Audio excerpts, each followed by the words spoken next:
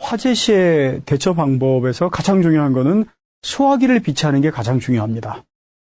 그래서 집에 다 소화기 있으실 텐데요.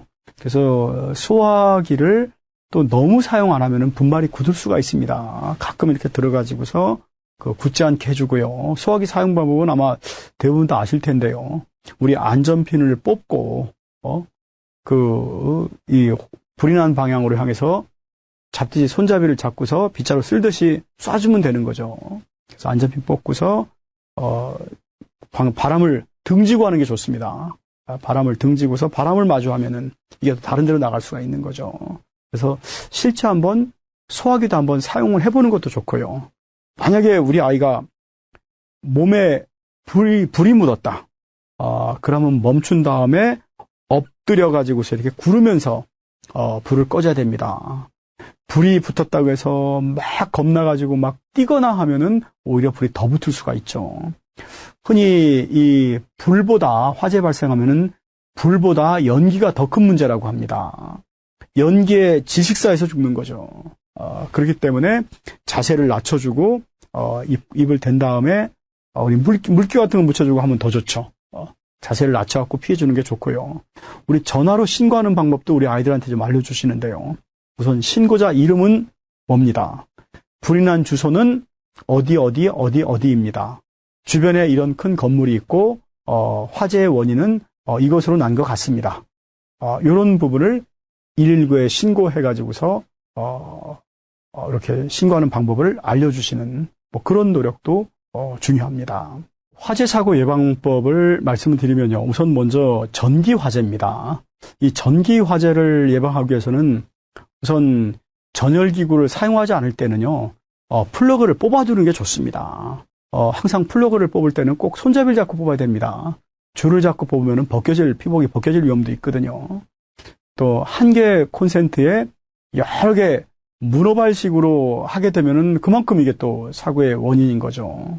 특히 전선이요, 이렇게 막 꼬여져 가지고서 어디 책상에 이렇게 접혀 있다. 이러면은 이게 화재 사고 원인입니다. 그러면 전선 피복이 좀 벗겨져 가지고서 그만큼 누전돼 가지고서 화재 날 위험이 아주 높은 거죠. 그리고 이 콘센트에 플러그를 꼽을 때는 꽉 힘을 줘서 꼽아야 됩니다. 완전히 꼽아야지 자칫 살짝만 꼽아놓으면 또 열이 발생해 가지고서 나중에 사고의 원인이 될 수도 있고요. 특히 담뱃불 화재는요. 집에서는 담배 피우면 사실 안 됩니다. 그래서 안전한 장소에서 담배를 피고 또 이 재떨이도 물을 좀 부어가지고서 완전히 꺼지는 걸 좀 확인하고 자칫 요런 하찮은 부주의 때문에 이런 사고 나는 경우 많거든요. 우리 불장난 화재라든가 특히 아이들은 성냥이라든가 라이터 가지고서 그런 거 키는 장난을 잘 합니다. 그래서 그런 게 얼마나 위험한지를 우리 아이들에게 알려줘야죠. 특히 이렇게 위급한 상황에 119에서 와서 목숨까지 정말 위협의 생명을 느끼면서 이렇게 구해주시는 그런 분들에게 장난 전화하거나 해서는 안 되는 거죠.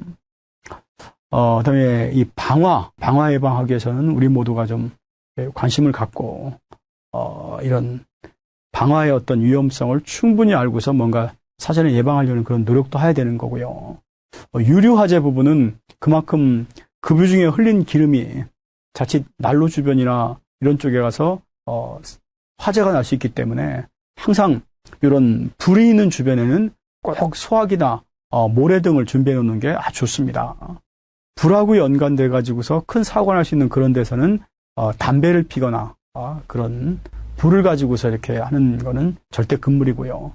특히 불티 화재, 용접 작업이나 쓰레기 소각할 때 이 불티 화재로 인해서 큰 사고가 일어날 수 있습니다.